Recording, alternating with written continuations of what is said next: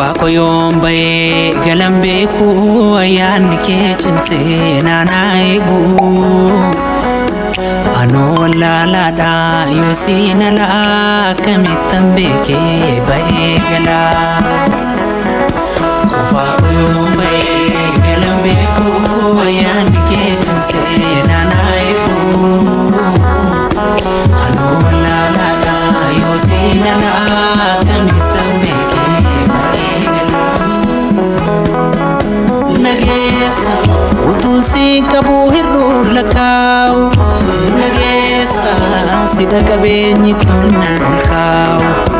Nageessa natti hin qaawwu karaa kee onee. Nageessa sina qaanii meeqarraa oole. Nageessa utuu siin qabuu hir'uu lakkaa'u. Nageessa sida qabeenyi kun nan ol kaa'u.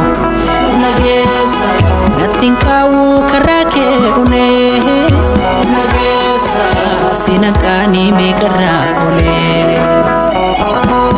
Waaqayyoof galatu ayyaana waggaa bifa bareedaan kabajnee jirra.